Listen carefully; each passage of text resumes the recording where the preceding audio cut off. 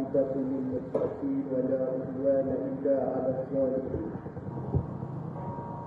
والصلاة والسلام على رسول الله وعلى آله وأصحابه أجمعين. قال سبحانك لا علم لنا إلا ما علمتنا إنك أنت العليم الحكيم. قال رب اشرح لي صدري ويسر لي أمري واحلل عقدة من لساني يفقهوا قولي. اللهم ربنا افتح بيننا وبين قومنا بالحق وأنت خير الفاتحين. اللهم أرنا حق حقا وارزقنا اتباعه وأرنا الباطل باطلا وارزقنا اجتنابه. اللهم صل على سيدنا محمد الفاتح لما أغلق والخاتم لما سبق الناصر الحق بالحق والهادي إلى صراطك المستقيم وعلى آله حق قدره ومقداره العظيم. أما بعد. Dikasihi Kapolri Ketua dan Imam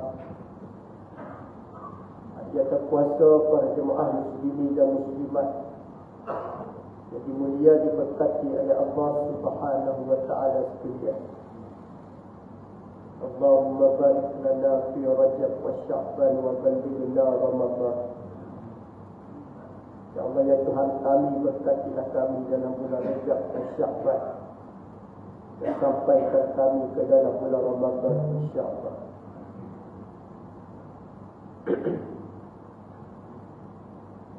Alhamdulillah pada malam ini kita sambung yang seterusnya dalam bab silaturahim. Pada malam ini hadis yang kita akan bincang dengan tajuknya kata Nabi SAW, bab silaturahim, pada bab menyatakan silaturahim. Kepada Sayyidina Abu Ayyub Al-Ansari radhiyallahu anhu, أن أعرابيا عرض النبي صلى الله عليه وسلم في مسيره فقال أخبرني ما يقربني من الجنة ويباعدني من النار. قال تعبد الله ولا تشرك به شيئا وتقيم الصلاة وتؤتي الزكاة وتصل الرحم أو كما قال النبي. Daripada Sayyidina Abu Ayyub Al-Ansari radhiyallahu anhu, bahawasanya seorang lelaki Badui telah menyekat, iaitu menyekat Nabi sallallahu alaihi wasallam. Maknanya menyekat Nabi dalam keadaan waktu Nabi berjalan, yang mana dia menyekat Nabi sallallahu alaihi wasallam. Lalu Badui itu bertanya Nabi, antara Badui tanya Nabi, para jemaah sekalian, apa dia? Akhbirni ma yuqarribuni minal jannah. Apakah amalan yang boleh yang mendekatkan aku dengan syurga Allah Subhanahu wa taala? Dia minta dengan Nabi, kata Badui, dia tahan Nabi, dia nak tanya soalan, apakah ya Rasulullah, amalan yang aku buat ni boleh mendekatkan diri dengan syurga. Ma yuqarribuni minal jannah. Dan dia juga minta wa yuba'iduni minan nar. Bukan sekadar aku minta supaya dekat dengan syurga, tapi minta juga supaya dijauhkan daripada neraka Allah. Dua benda hak Badui ini minta dengan Nabi. Pertama, dia minta, ya Rasulullah, apakah amalan nak dekat dengan syurga? Dia minta benda baik dulu. Syurga ni benda baik pada hadirin sekalian. Kemudian dia minta juga dengan benda supaya dijauhkan daripada neraka Allah. Neraka ni azab lah. Bagaimana dijawab oleh Nabi? Qala ta'budullaha wa la tusyriku bihi syai'an Nabi jawab, amalan untuk kamu masuk ke dalam syurga, dekat dengan syurga, kamu kena ta'budullah. Kamu kena mengabdikan diri pada Allah dengan cara beribadah. Ta'budullah ni dua pengertian kita biasa dengarnya, mengabdikan diri ataupun dengan cara beribadah. Tidak dinamakan sebenar-benar pengabdian kalau tak dirikan ibadah pada Allah. Ada orang hanya sekadar menterjemah pengabdian, tetapi dalam sudut ibadah dia tidak ambil peduli. Abdi pada Allah, tapi dalam ibadah tak ambil kira dalam soal kewajipan yang telah disyaratkan oleh Allah. Maka tidak dinamakan sebenar-benar pengabdian. Biasa kita dengar juga kalimah ubudiyah. Ubudiyah ni adalah sifat kehambaan pada pengabdi, yakni pada pencipta, yakni Allah. Dinamakan dengan ubudiyah pada Allah. Sehingga ada orang letak nama ubudiyah, masjid ubudiyah. Tempat mendirikan ibadah itu menandakan rasa mengabdi diri pada Allah. Masjid itu kita tahu tempat mendirikan solat. Jadi dengan mendirikan solat tadi nak mengabdikan diri pada Allah. Namanya masjid ubudiyah. Cantik kan? Cantik lagi masjid fastabiqul khairat. Cantik masjid tu dua fungsi, nama dia lah. Bukan nak cerita binaan masjid cantik je, tapi nama dia fastabiqul khairat. Apa makna dia? Mengejar-ngejar, berkejar-kejar ataupun berebut buat benda baik. Jadi kalau orang yang duduk mengamuk, tengok nama masjid tu, tapi kalau nak buat benda baik, tak ada orang panggil, tak berebut-rebut, tak ada guna juga. Dah. Jadi kalau kita tengok masjid tu, kita rasa, Allah Ta'ala sebut dalam Al-Quran kan, fastabiqul khairat, dah, berebut buat benda baik. Baik. Bagaimana disebut oleh Nabi ta'budullah, bermaksud kamu mengabdikan diri pada Allah Subhanahu wa Ta'ala dengan cara yang diajar oleh Nabi SAW. Macam mana Nabi ajar para hadirin sekalian? Nabi ajar ni dengan keadaan ataupun dengan cara Nabi tunjuk kepada para sahabat. Lepas tu dalam kita berdakwah, cara pertama kita kena guna dengan keadaan tunjuk pada orang yang baik. Kita bukan arah saja, bukan kita kata, buat dah. Dia tak main suruh, tetap buat dulu. Dan Nabi SAW terbukti dakwah Nabi dengan cara Nabi buat tu kesal. Nabi buat dulu. Berbeza dengan kita hari ni, kita suka suruh orang dah. Suruh ni di antara perkara yang dikata al-amru bil ma'ruf. Kena ada juga tentang penyuruh benda ma'ruf ni. Tapi dalam masa yang sama, dia kena pastikan dia tunjuk dulu benda baik. Tu kalau kita tengok suruh benda baik ni, ataupun kita dulu menunjukkan benda baik ni, tuan-tuan, Allah Subhanahu wa Ta'ala beri kita ganjaran serta kelebihan. Buat dulu. Benda baik ni kalau boleh kita dulu laksanakan. Begitu juga Nabi SAW sebut wala tusyriku bihi syai'a kepada badui. Selain daripada kamu beribadah, kamu pastikan, kata Nabi, kepada badui jangan kamu syirik pada Allah. Syirik ni tuan-tuan rahimahullah, secara tak langsung Nabi ajar pada badui ni tentang tauhid tau. Nabi ajar tauhid, Nabi belajar tentang tauhid. Nabi juga mengajar tentang kewajipan dalam mendirikan solat. Kemudian Nabi ajar ilmu tauhid kepada badui, wala tusyriku bihi syai'ah. Dalam bab syirik ni, bab tauhid, para hadirin sekalian. Tu kalau kita tengok belajar tentang ilmu tauhid ni, bukan sekadar umat Nabi, tapi umat terdahulu penuh ajar umat kepada mereka ataupun kepada anak-anaknya dengan ilmu tauhid. Siapa yang mengajar tauhid kepada anak dia? Tuan-tuan tengok sejarah Nabi Allah Daud alaihi salam, dia ada seorang manusia yang bernama Luqmanul Hakim. Luqmanul Hakim ini seorang manusia yang Allah Ta'ala bagi pada dia kebijaksanaan. Bijaksana dia di sudut apa dia, tuan-tuan? Di sudut hikmah dia. Dalam Al-Quran Allah Ta'ala sebut ayat ke-12, walaqad atayna Luqmanal hikmah. Allah Ta'ala sebut dalam Al-Quran, sesungguhnya aku anugerahkan Luqmanul Hakim ini kebijaksanaan, otak hijau. Otak dia digeliga, tuan-tuan. Mau tak geliga, tuan-tuan? Tuan-tuan bayangkan, seorang bapa yang mempunyai kelebihan luar biasa. Dia bukan sekadar pandai berfikir, tapi dia pandai bekerja. Rupanya Luqmanul Hakim pernah menjawab jawatan sebagai qadhi. Di zaman Nabi Allah Daud, tuan-tuan, dia sudah ada jawatan qadhi. Dia bukan sekadar qadhi, dia juga menjawab jawatan sebagai tukang kayu. Bukan sekadar tukang kayu, dia juga sebagai petani, tuan-tuan. Dia juga sebagai peternak. Maknanya Luqmanul Hakim ni semua benda dia buat. Lepas tu kalau suami ni pandai, seimah pandai, bila pandai, apa dia, buat rumah pandai, buat kuih pandai, semua pandai. Lepas tu lelaki betul-betul lelaki. Ni kadang-kadang nak sikit sumpah pun bini buat. Lepas tu tak benar lagi. Sikit tu sumpah. Bini kata, bang, sikit sumpah 3 hari dah bang. Habis tu nak buat macam mana? Tak boleh dia tanya bini.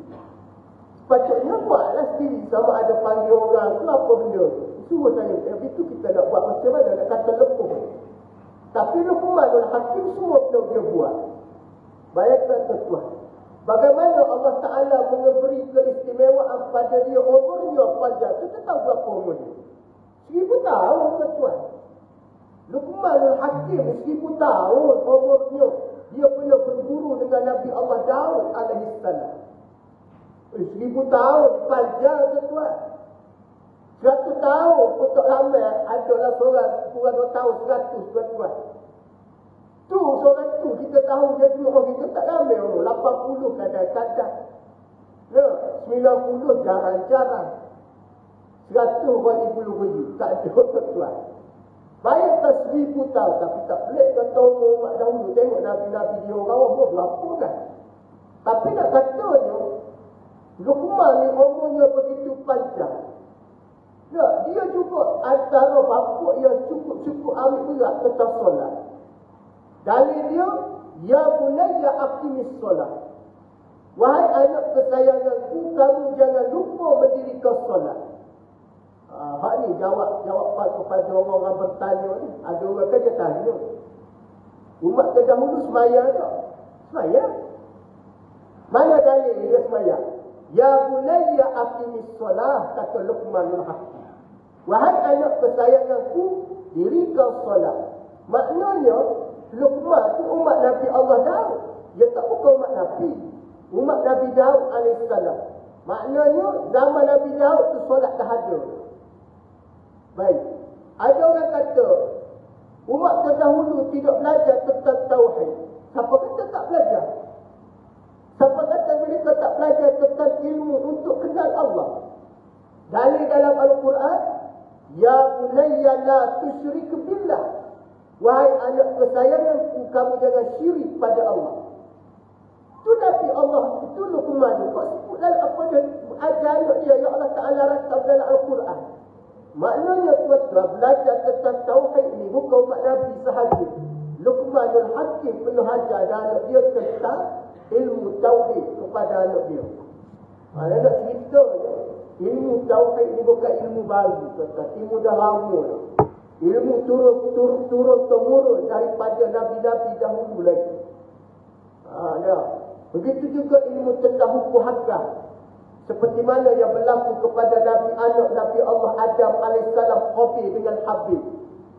Situ sudah ada hukum dalam bab melakukan ibadah korban tu kan.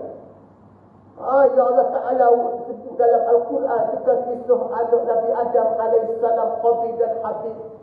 Nak ceritanya hukum ni nama ni bukan benda baru, kita dah lama dah. Cuma kita ni kadang-kadang kita nak fikir, kadang-kadang lebih. Dan masa tak sampai kita nak fikir, kita tanya. Macam mana dalam peristiwa Isra' Mi'raj yang kita ada sambut 27 Rejab. Tak berapa lama lagi 27 Rejab. Kalau ada cerita Isra' Mi'raj ni ramai orang tertanya soalan. Apakah umat terdahulu ibadah? Jawapannya ya. Kadang-kadang dia minta dalil. Dalil macam Ustaz sebut tadi lah. Baca surah Luqman pada mereka tentang bagaimana Luqmanul Hakim baik. Bagaimana dia ajar Luqman kepada anaknya jangan syirik. Begitu juga Nabi ajar kepada seorang badui supaya kamu jangan syirik pada Allah. Kenapa kamu tak boleh syirik? Kerana Allah Ta'ala berfirman di dalam Al-Quran, inna syirka la zulmun azim. Sesungguhnya syirik itu kezaliman dosa paling besar. Hak kita takut tuan-tuan syirik hak tak nampak. Syirik hak jelas mungkin tak berlaku. Tak semua patung berhala, tak menyekutukan Allah sebillah. Tapi hak disudut rahsia ni tuan-tuan. Kita panggil secara khafi. Hak senyap ni bahaya kadang-kadang. Hak jelas senang kita tegur. Dah, hak jelas ni, hak senang, hak sunyi, hak tak nampak. Siapa apa-apa benda, hak melibatkan hati ni tuan. Hak ni hak bahaya. Nah, apabila melibatkan hati itu boleh jadi kufur dan syirik pada Allah. Apakah mereka tidak diampunkan dosa? Jawapannya diampunkan dengan cara meninggalkan kesyirikan, bertaubat pada Allah, menyesal di atas tindakan syirik perbuatan. Maka Nabi jawab kepada badui, jangan kamu syirik. Lepas tu yang ketiga perkataan Nabi, wa tuqimus solah, diri kau sembahyang. Sembahyang ni kita tahu tuan-tuan, lepas daripada mengucap 2 kalimah syahadah, ialah mendirikan solat. Lepas tu Nabi SAW tuan-tuan dia ambil khas di dalam pertemuan khusus dengan Allah nak ambil tentang syariat solat. Umat akhir zaman nak selamat, salah satu kata Nabi, apa dia kata Nabi, antaranya ialah umat aku mesti memelihara beberapa perkara. Pertama, peliharalah ibadah dia secara betul, yakni solat. Solat ni tuan-tuan kena buat. Bagaimana diajar oleh Nabi kepada badui selepas daripada mendirikan solat yang ketiga, manakala Nabi sebut waktu keempat, waktu qimu ataupun waktu zakat. Apa dia? Menunaikan zakat. Zakat ni tuan-tuan diperkenalkan dengan beberapa perkara. Pertama, zakat diperkenalkan kerana nak membersihkan harta daripada sumber didapatinya supaya tidak ada syubhah padanya. Ataupun dikatakan nak membersihkan harta supaya harta tadi benar-benar harta yang mana diberkati oleh Allah. Maka zakat wajib. Syubhah apa makna dia? Syubhah ni asalnya harus. Tetapi apabila ada kesabaran baginya, maka jadi syubhah. Syubhah ni tuan-tuan boleh berlaku dengan beberapa sebab. Pertama, bila mana seseorang itu bekerja di dalam urusan kerjanya ada perkara yang tidak kena, boleh terlibat dengan syubhah. Asalnya harus, asalnya halal, asalnya boleh. Tapi di sana boleh berlakunya syubhah. Contoh, diberi tawaran, diberi orang panggil apa dia, diberi tawaran kerja dengan urusan kerja dengan gaji sekian-sekian. Contohnya di offer gaji dengan 1,400 ataupun 2,000. Masuk pukul berapa katanya bos? Pasca pukul 8, keluar pukul 5. Terkadang kita ni tuan-tuan, masuknya 8 suku, keluarnya 4,5. Masuk lewat, keluar awal. Biasa berlaku. Biasa berlaku. Sama ada secara wakalah ataupun secara minta izin. Secara wakalah sebenarnya wakil. Bagi tahu kepada kawan kita, pesan tak bos, anak keluar awal. Ini berlaku. Tak kira siapa tuan. Wa imma kadang-kadang orang yang berjawatan agama pun dia boleh keluar awal.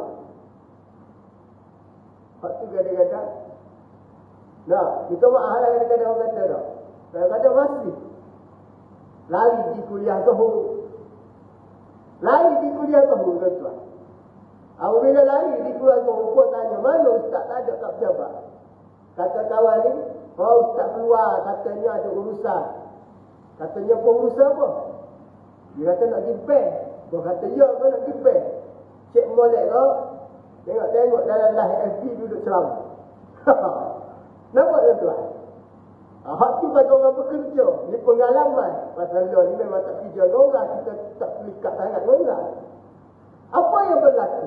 Bos kata, menipu juga ustaz. Kata nak pergi bank, dia tengok. Ni tengok ustaz ni. Ustaz Rafa ni pukul 12. Pukul 1 duduk kuliah Zuhur dekat MTI Selangor. Lah, ya. Lah. Tadi kata nak pergi bank. Tak masuk mesyuarat ni pasal nak pergi lain. Apa? Maka di situ sudah timbul keraguan dan sudah ada perkara yang tak benar. Ustaz punya pasal nak dibagi, buku-buku nak pergi kuliah ke? Tak kuliah, ini banyak orang buat lah. Baik. Adakah gaji dia haram? Gaji dia tak haram. Gaji tak haram, halal gaji dia. Cuma di situ ulama kata ada beberapa perkara yang boleh berlaku. Syubhah boleh berlaku dalam pendapatan. Maka ustaz tu kena buat macam mana? Dapat gaji pula-pula banyak derma lah. Banyak ifak sikit pada orang. Jangan duduk kedekut sangat. Jangan simpan harta. Kerana di situ ada kelompongan kerja dan sebagainya. Syubhah ni tak haram tuan-tuan. Tapi dia perkara ragu-ragu. Ragu-ragu bermaksud status dia tadi tak boleh nak bagi poin 1%. Berlaku tak tuan-tuan? Berlaku. Tak kira siapa-siapa. Dia tak kira atas. Tak boleh nak kata individu biasa. Orang-orang kadang-kadang ada ilmu pun boleh berlaku. Lepas tu ni adab ni tuan-tuan kata Abdullah Ibn Mubarak. Nah, Ibn Mubarak, Abdullah Ibn Mubarak ni kata dia belajar 50 tahun. 50 tahun belajar. Kita belajar berapa tahun tuan-tuan? 5 tahun juga. Dapat satu ijazah 5 tahun contoh. 50 tahun kata Ibn Mubarak. Aku mengaji 50 tahun, hampir 30 tahun menghabiskan dengan ilmu pengajian. Tahu dia beradab. 30 tahun mengaji adab, 20 tahun setelah masa dia tu baru mengaji tentang ilmu.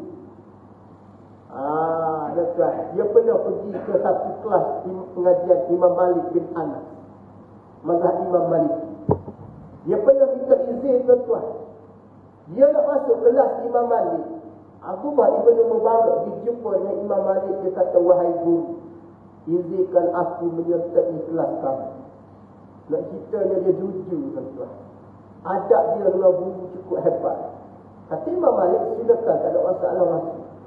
Kita nak mari masjid nak dengar kuliah, tak minta izin. Orang dengan pengurusi dengan ustaz mari, tak ada masalah, tidak perlu minta izin. Tapi nak ceritanya dia begitu beradab dengan guru. Lepas tu hebat Allah Ta'ala bagi kepada Abdullah Ibn Mubarak kerana satunya, kerana dia ni akhlak tinggi di sisi ataupun dalam amalan. Waktu qimus solat kata Nabi kepada Badui, setelah mana kamu tidak mensyirikkan Allah setelah kamu mendirikan solat, menunaikan zakat. Zakat ni dalam keadaan bagaimana diajar, bagaimana Abu Bakar As-Siddiq bertegas dengan kelompok yang enggan menunaikan zakat. Manakala yang kelima, kata Nabi sallallahu alaihi wasallam, setelah kamu menunaikan zakat, wa tasilur rahimah, hendaklah kamu menghubungkan hubungan kekeluargaan. Lepas tu kita tengok apabila ada sahabat Nabi setelah mana dia masuk Islam, apa Nabi buat? Apa Nabi buat? Salah satu Nabi menegur sahabat supaya hubung balik silaturahmi. Ada orang tak faham, asalnya Yahudi, asalnya musyrikin, masuk Islam tinggal mak ayah. Tidak, Nabi suruh hubung silaturahmi. Ada orang nak memenuhi tuntutan syarat, nak amal sunnah, kahwin. Kahwin itu sunnah itu ada. Tapi apabila nak amal sunnah, butuh hubungan kekeluargaan. Minat kesimpulan, hampir fulan, binti fulan. Mak ayah tak setuju jadi berkahwin. Berkahwin menggunakan wali hakim. Tak pakai wali mujibir, mak ayah tak pakai. Wali hakim ni rujuk kepada kahwin luar lah. Sama ada nama siang, tailor, ikutlah apa benda. Sah pada hukum syarak perkahwinan. Tidak kata tak sah, bukan kata zina, sah. Tetapi yang menjadi masalah, dia putus hubungan dengan kekeluargaan. Kalau kita tengok, dia lebih berat daripada di zaman jahiliyah dulu. Zaman jahiliyah, zaman dulu, apabila masuk Islam, Nabi tegur supaya rapatkan hubungan. Di zaman hari ini Islam tak ada, berkahwin punya pasal putus hubungan kekeluargaan. Mana dulu tuan-tuan? Zaman Nabi, apabila masuk Islam, Nabi kata, kamu wa tasillu rahimah, hubungkan kekeluargaan balik. Daripada zaman dulu, sahabat Nabi ni sebelum Islam, ketua dia masalah dengan keluarga dia. Setelah dia jumpa dengan Nabi masuk Islam, Nabi kata watasillah rahimah. Mereka berbalik dijumpa keluarga, menghubungkan silaturahim.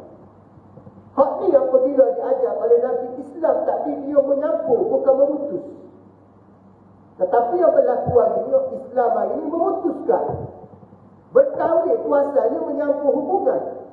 Tetapi apabila ada orang berkahwin memutuskan hubungan, hak ini dia panggil satu amalan bid'ah yang sedang berlaku dalam masyarakat. Apa makna bid'ah? Yang mereka ada-adakan tidak ada kena-mengena dengan agama. Agama tak ajar benda macam tu. Tuan-tuan nampak bid'ah ni benda-benda hak dalam ibadah semata. Ada orang yang nampak bid'ah apa dia? Buat tahlil malam Jumaat, buat yasin, buat talqin, tu je orang yang nampak bid'ah. Walaupun dia tak tahu bid'ah ni begitu banyak dalam masyarakat. Antara benda hak bid'ah hak paling sesat apa dia para hadirin sekalian? Nah, suka menghukum orang dalam bab menentukan sah dan batal solat seorang. Hak tu hak paling berat dalam masyarakat. Dia baru lagi sembahyang, baru 5 minggu, baru 5 hari. Oh, dia hukum dah orang ni sembahyang tak sah. Orang ni betul sembahyang, orang ni salah bacaan, orang ni dapat pahala lebih. Dia pula jadi tukang hukum orang mendirikan solat. Hak ni bid'ah yang paling teruk dalam masyarakat. Tapi kita tak dapat. Kita ada etikat tu lah, hak benda-benda ada khilaf. Tapi kalau di sudut tu tak ada khilaf, ulama tak setuju tu. Antaranya adalah menghukumkan tentang ibadah individu seseorang itu mengikut kehendak kita. Ada orang macam tu. Yang masalah bid'ah lagi apa dia? Suka mufarakah dengan imam tanpa merujuk kepada hukum fiqh asal. Dia kesilapan dalam solat ni, tuan ada kesilapan ringan, kesilapan jelas. Kalau kita panggil lahan khafi, lahan jali tu dah. Ada orang kata bunyi je lahan walaupun khafi tu mufarakah. Tak betul. Ada lahan yang tak perlu kita mufarakah memang ada. Tapi dia kira lahan, dia kira terus. Ambil tindakan apa dia buat kata, dia bismaya seorang makan.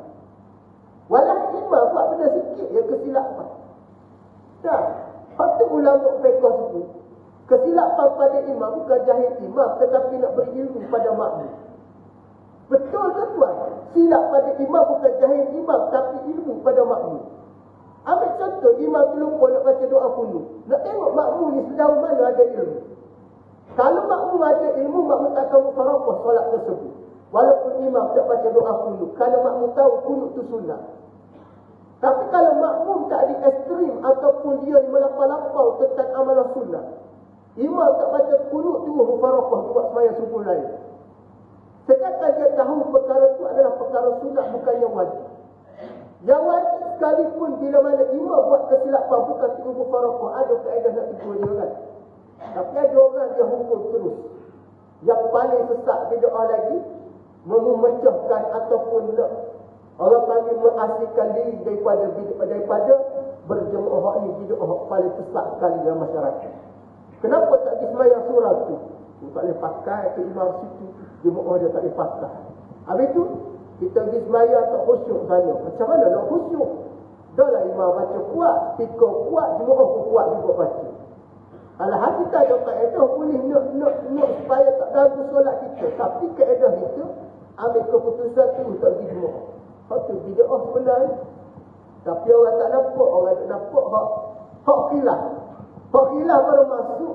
Hak berlaku di kalangan dulu ataupun ulama dah selesai dengan cara yang dibawa hukum. Tetapi kita tidak. Kerana orang nak membesarkan benda khilaf.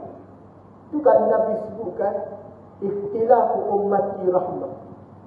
Berlakunya perselisihan ataupun berlaku pandangan di kalangan umat aku di rahmat, kata Nabi. Cuba kita pegang hadis ni kau sekali. Ikhtilafu ummati rahmah, kata Nabi. Berlaku perselisihan dalam masalah khilafiyah umat aku ni adalah satu rahmat, bukan satu perpecahan. Tapi jika ini ambil jalan perpecahan, saya nak kata benda besar kata benda kecil. Benda berlaku kadang-kadang tak setuju dengan amalan.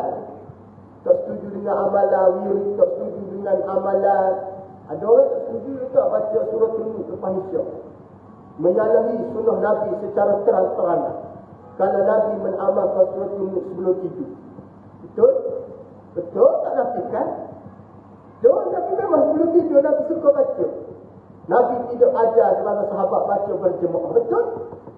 Tapi adakah dia hukum terus datang tidak membenarkan? Nah, tidak. Hukum lagi. Cuma pendekatan kita lebih kepada mendidik. Setuju tak pengurusi? Apabila mendidik, tuan-tuan perlu kepada masa dan mujahadah dan perlu kepada kaedah kita kena buat. Kaedah kita sedar je. Hukum asal baca Quran sunnah. Sama ada sebelum tidur, selepas solat, sebelum sembahyang, malam Selasa, malam Khamis, malam Rabu, malam apa, hukumnya sunnah. Tak ada di situ satu masalah yang berlaku. Suratul Mulk baca sebelum sembahyang pun sunnah, lepas sembahyang isyak pun sunnah. Cuma kalau kita nak ada peluang, nak dapat kelebihan lagi, nak amalkan ajaran Nabi yang lama, sebelum tidur berwujud baca suratul Mulk. Dah, amal pula dengan satu surah lagi. Surah apa dia? Ada surah riwayat kata amal dengan suratul Kahfi boleh baca, ataupun baca dengan suratul Waqiah surah malam. Weh pajar pula ustaz, pajar pula. Jadi macam mana nak buat? Cara dia buat secara berjemaah. Kenapa buat berjemaah? Nak ajar, nak tarbiyah, nak didik. Pasal agama dia bagi dia sistem pendidikan. Ada. Kita tengok ada kebaikan, ada orang kata ingat suratul Mulk walaupun dia bukan seorang hafiz. Tapi suratul Mulk dia ingat dengan keadaan dia baca setiap malam. Ramai jemaah kita ingat. Kenapa kita tak tengok di sudut baik? Tapi kita tengok di sudut hak tidak dibuat di zaman Nabi dan para sahabat kita buat, maka dia tolak. Hak paling menakutkan di kalangan jemaah, dia kata apa dia juga? Satu hadis yang mana betul daripada hadis Nabi, wa kullu bid'atin dhalalah wa kullu dhalalatin finnar. Setiap benda yang mana bid'ah itu sesat, apabila sesat itu ialah ke dalam neraka akibatnya yang akan dihumbat oleh Allah. Lepas tu kadang-kadang orang ni jadi takut. Maka terbahagia di kalangan jemaah tidak berlaku tempat kita, tempat lain. Orang dia baca suratul Mulk, dia tak tunggu balik. Dia kata surah itu mengamalkan amalan hak bersama dengan sunnah Nabi sallallahu alaihi wasallam. Apa dia yang melanggar sunnah Nabi? Apa dia ni? No, sedangkan kita sepatutnya berwiri, sembahyang sunat lepas isyak dah. Dia dibaca suratul Mulk. Dia marah dekat. Kita tanya dia, salah ke? Nabi tak setuju. Jangan kata gitu, Nabi tak setuju tuan. Kena faham boleh. Ada hak benda, hak sahabat buat, Nabi tak layak. Nah, ada benda hak berlaku kepada diri Nabi di nama wahyu yang disyariat oleh Allah. Ada juga benda hak Nabi tak larang kerana bukan wahyu. Bila mana Aisyah tanya Nabi SAW, ya Rasulullah, adakah ini syariat wahyu ke? Kata Nabi, la, dah. Maka kata Aisyah, kalau bukan daripada Nabi, boleh tak kita buat macam ni? Bukan daripada wahyu ataupun bukan daripada syariat. Bukan daripada yang disebut wahyu Allah. Kata Nabi, boleh Aisyah, tak ada masalah. Nak cerita je, ada Nabi mengambil proses, mengambil pendekatan untuk tolak asuh. Sama juga dalam peperangan Badar. Sahabat pernah memberi cadangan pada Nabi tentang khemah. Kata Nabi SAW, sahabat bertanya, ya Rasulullah, ni wahyu ke? Wahyu ke suruh pacak khemah sini ni? Dah. Kata Nabi, tak. Okey, boleh tak kita pindah daripada sini tak ke sana? Kata Nabi, silakan, tak ada masalah. Apa maksud dia tu? Di situ maksudnya, Nabi SAW cuba ambil keadaan diplomasi dengan sahabat Nabi. Cuba ambil keadaan nak dengar pandangan. Cuba ambil keadaan macam mana nak raihkan pandangan. Faham maksudnya? Situ ni Nabi ni tuan-tuan. Apalah kita lagi pula hari ni tuan-tuan lagi lah. Kena ambil peduli betul. Itu tak ngurus. Ada nak terawih 20, ni tak lama nak terawih. Ada nak dapat. Ada tak nak rasa terawih pun ada. Pasal dia kata, tak apalah kami nak sembahyang di rumah. Kita nak ikan orang nak. Ada orang nak tadi masuk putusan buat lah. Ada orang ni tuan-tuan, dia mahu buat 8, dia mahu juga buat 20. Dia kata apa dia? Tak boleh paksa orang buat sunat. Apa paksa? Tak paksa. Cuma begini ke bawah pahaman kita. Benda sunat, kalau buat dapat pahala. Kalau tinggal, jatuh kerugian. Purata jemaah surah ni, An-Nur ni, Ustaz rasa berpegang dengan satu kaedah. Buat benda sunat dapat pahala, tinggal rugi. Kalau tuan-tuan masih kata buat benda sunat dapat pahala tinggal, tak dapat apa-apa, itu adalah satu benda yang perlu kita buat dalam diri. Buat dapat pahala tinggal, rugi, bukan tak dapat apa-apa tuan-tuan. Mampu puasa sunat, tak puasa, rugi. Bila tuan-tuan wallahu a'lam. Bila luar nanti kita buat penutup insya-Allah.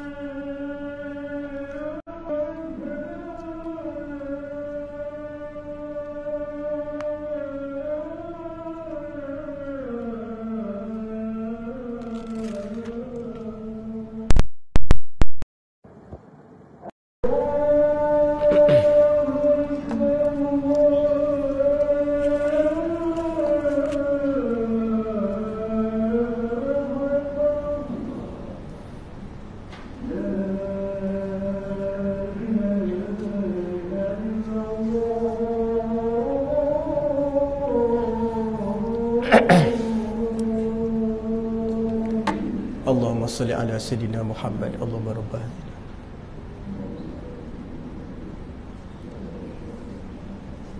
Innaka la tukhliful mi'ad. Baik, tersambung sikit lagi rahimakumullah yang dirahmati oleh Allah Subhanahu wa taala. Waktu kata Nabi sallallahu alaihi wasallam juga dengan keadaan menghubungkan silaturahim. Waktu di zaman Nabi masuknya Islam, maka Nabi ajar para sahabat, di antaranya watasilur rahimu. Maknanya Nabi tak suruh lagi buat benda lain, melainkan kamu cari dulu keluarga. Waktu kali kita tengok ada masuk Islam dengan beberapa kaedah. Pertama, dengan kaedah apabila anaknya kembali kepada keluarganya dengan mengajak kepada kebaikan, yakni kepada Islam, maka berbondong-bondong seperti mana kita sebut dalam hadis yang lepas. Abu Hurairah lah di antara sahabat Nabi hak betul-betul komited untuk nak mengislamkan ibunya. Hasil daripada usaha dia, berkat doa Nabi, masuk Islam mak dia. Kemudian Nabi SAW juga ada bersabda dalam satu hadis. Kalau kita tengok hadis ni Imam Bukhari ada pun sebut apa dalam hadis dia. Antara dia kata apa dia? Man ahabba ayyabsuta lahu fi rizqihi. Nah, siapa dia yang mana nak kepada keluasan rezeki. Siapa kata Nabi ni? Man ahabba ayyabsuta lahu fi rizqihi. Siapa dia nak dalam hidup dia ni supaya rezekinya lapar. Bermaksud lapar rezeki ni diberi oleh Allah dengan cara baiklah. Maka kata Nabi SAW, wa yunsa'alahu fi asarihi falyasir rahimahu. Kata Nabi SAW, salah satu dia, dengan cara dia juga diberi oleh Allah, apa dia? Panjang umur. Panjang umur juga diberi oleh Allah Subhanahu Wa Taala. Maka jawapan dia kata Nabi SAW, falyasir rahimahu. Dengan cara dia menyambung hubungan silaturahim. Siapa dia nak dua benda, nak murah rezeki, panjang umur, sambung silaturahim. Waktu kalau kita tengok orang jeput kenduri ni, jeput orang ni sunat satu hari, tak wajib pun jeput. Tapi menhadir jeput tak wajib.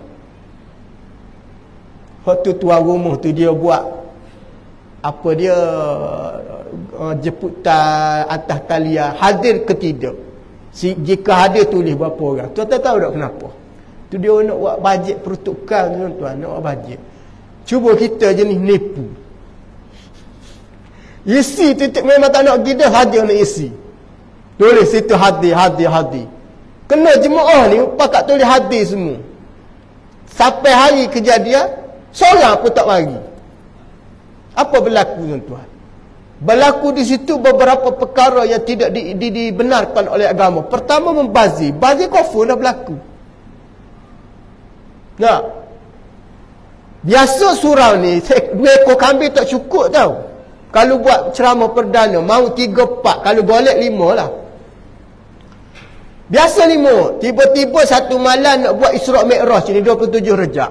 Pengusi kata kita sebelah 5 ekor kambing. Pengalaman kita tak cukup 3 ekor. Okey, uplah 2 ekor lagi, cukup 5 pasal nak sambut Ramadan sekali. Sebelah 5 ekor. Kepulah hak tak setuju ni, pakat-pakat buat dia pakat. Malam ni kita pakat tak pergi masjid belakang surau. Hak ni duk hasut hak ni dak hasut hak ni, pakat hasut. Last sekali seorang pun tak mari. Apa berlaku pada kambing 5 ekor tadi? Tidak bazir mengungsi. Pakat tak nak makan. Takkanlah pengusi berdahari aja kuasa naik motor brain, nak ketuk pintu rumah nak pergi hantar. Hak biasa sebelum ni memang tak pernah tak habis. Tak cerita apa dia? Apabila ada jemputan jamuan majlis makan, wajib kita kena hadir apabila kita dijemput. Melainkan kita tak dapat hadir, WhatsApp, PA personal, PA tepi bagi tahu dia, minta maaf Tuan Haji, anak tak dapat hadir, ada urusan tak dapat dielokkan kan. Ustaz tengok kadang-kadang orang ni tuan-tuan dia buat lebih kurang gitu je. Tak boleh tuan-tuan. Kalau kita jawab dalam mesej, dalam Google Form, tu Google Form dia panggil kan. Kita jawab hadir, sekiranya tak dapat hadir hantar wakil. Hak mana pergi wakil, pergi jumpa pula dengan tuan rumah. Saya ni wakil Ustaz Soban tak dapat hadir balik kampung contoh. Oh ya ke? Kena cerita. Kalau tak dapat juga hantar wakil, kena hantar mesej WhatsApp. Tuan Haji minta maaf banyak-banyak anda tak dapat hadir kerana ada kes emergency tak dapat hadir. Dah. Kan begitu cara Islam kan?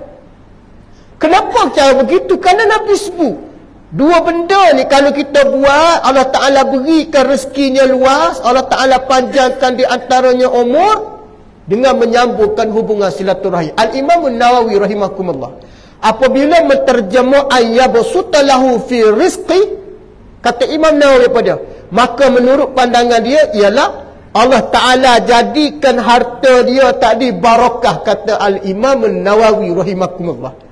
Hak tu yang kita nak. Pengerusi kahwin anak habis jemput orang. Hak pengerusi nak sebenarnya kerana ayyabsuta lahu fi rizqi. Bukan nak salam kau. Tuan-tuan, ada orang faham nak salam kau. Ada orang salam kat begini. Kau tak keluar. Kokok tak pergi. Mana tak pergi? Tengok hitam tangan, bukan kuku pajak. Hak tu salam jangan gini tuan-tuan, jangan salam gini, jangan salam kokok. Kalau kau jangan. Salam macam biasa. Adalah. Kalau tak ada, alhamdulillah, pasal dia hadir tu dia membawa rahmat. Setuju? Tapi malu muka lah tuan-tuan. Pergi salam kosong, malu muka lah. Tapi nak ceritanya, pergi salam dengan orang jangan duduk ni.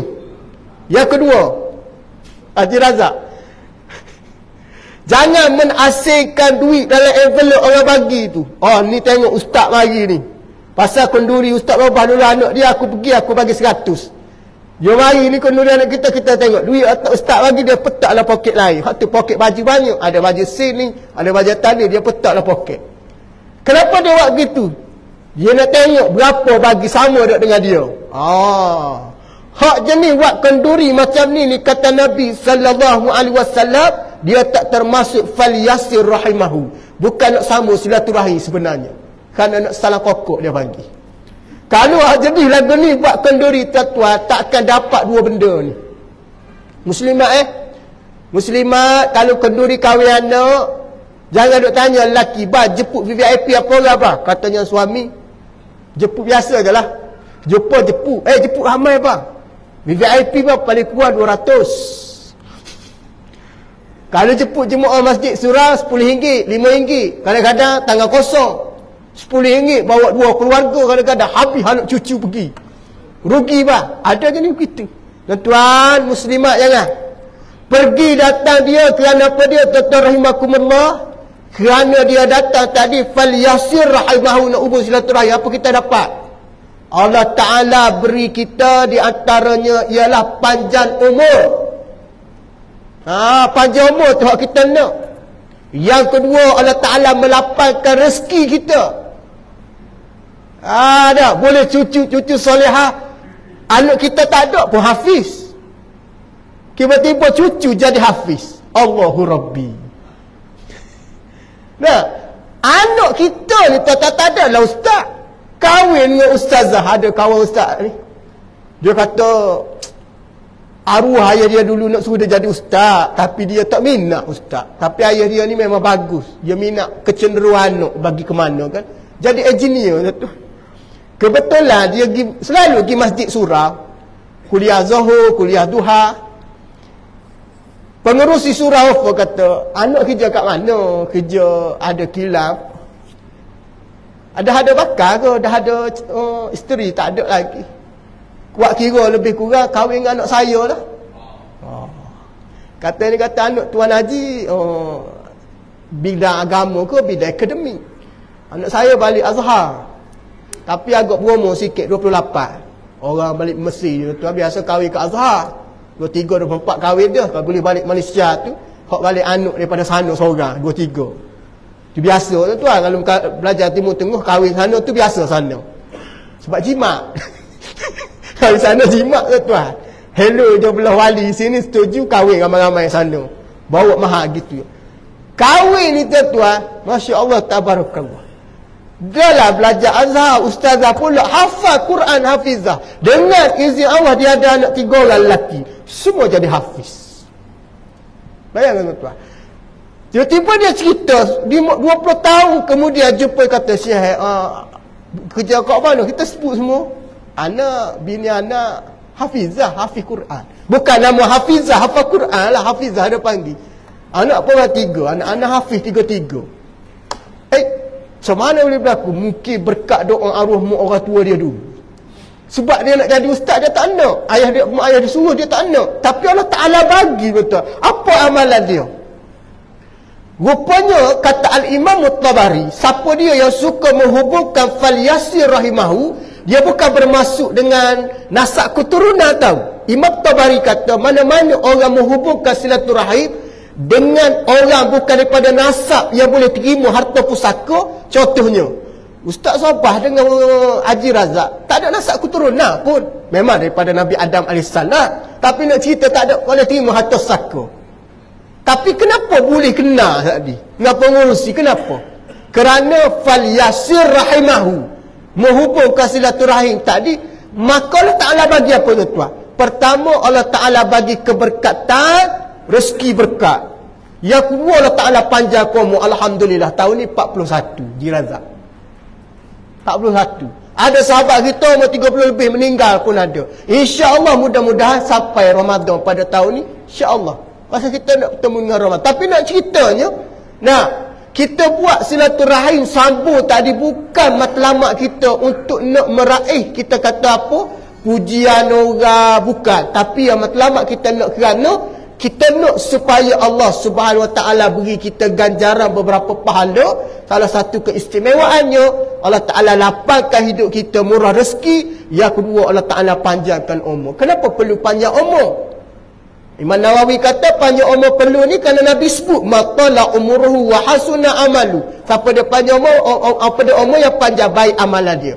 Dengan sebab itulah dia boleh mengaik pahala daripada umur yang panjang. Tuan-tuan nak panjang umur kan? Doalah bulan Rejab. Allahumma barik lana fi Rajab wa Sya'ban wa ballighna Ramadan. Hak ni kita panggil satu jejak awal untuk kita Ramadan dengan cara kita matlamat dia apa dia tuan? Wa ballighna Ramadan. Nak ke Ramadan je. Tapi tak akan berlaku Ramadan kalau tak ada Rejab. Sebab dia ikut turutan kan? Rejab, Sya'ban, Syawal tu. Ramadan, Syawal duk lagi. Duk ambil Syawal. Ada orang Rejab ni fikir Syawal tu. Nak balik mana tahun ni baju apa tahun ni? Tema apa tahun ni? Jangan lagi. Nak buat waktu tak ada masalah, tapi jangan matlamat nak pergi ke Syawal, nak pergi ke Ramadan. Waktu ulama kata jalan bulan Rejab jangan bergaduh. Jangan bergaduh pasal isu amalan-amalan hak orang duk sebar macam-macam tu. Hak matlamat utama Rejab ni adalah waballighna Ramadan. Tu matlamat kita. Allahumma barik lana fi Rajab wa Sya'ban wa ballighna Ramadan. Sahih ni doa daripada Nabi SAW. Maka salahkah kita nak beramal? Tak salah. Isni kami dah berpuasa dah, mari Rejab puasa pula. Salahkah kita nak bagi makan orang? Tak salah. Cuma nak tarbiyah di bulan Rejab ni supaya Ramadan kita jadi ringan untuk beri orang makan. Jadi dalam sudut amalannya tak ada masalah. Cuma yang jadi masalah, kita suka-suka hati mengeluarkan satu fadilat hak sendiri. Hak sendiri kita buat tadi, kita reka-reka sendiri. Hak tu tidak dibenarkan oleh Nabi SAW. Tapi kalau kita nak mengajak orang, contohnya ajak orang berbuka puasa berjemaah. Sebelum lain tak buat. Kenapa buat bulan Rejab? Kerana kita nak ambil kelebihan supaya Ramadan nanti kita tak jadi payah untuk buka puasa berjemaah. Itu di antara matlamat kita para hadirin sekalian. Boleh Wallahu a'lam. Cukup sekadar tu pada malam ni. InsyaAllah kita akan sambung pada bulan depan yang seterusnya. InsyaAllah apa yang baik datang daripada Allah, kurang kelemahan pada diri Ustaz mohon maaf. Mudah-mudahan kita diampunkan oleh Allah Subhanahu wa taala insya-Allah. Auzubillahi minasyaitonirrajim. Bismillahirrahmanirrahim. Allahumma faqihna fid din wa 'allimhu ta'wil. Allahumma ihdinas siratal mustaqim minan nabiyyin siddiqin wasyuhada'i wassalihin wa hasuna ulaika rafiqa ya arhamar rahimin. Allahumma barik lana fi Rajab wa Sya'ban wa ballighna Ramadan. Sallallahu ala Muhammad. Alhamdulillahirabbil alamin. Assalamu alaikum warahmatullahi wabarakatuh.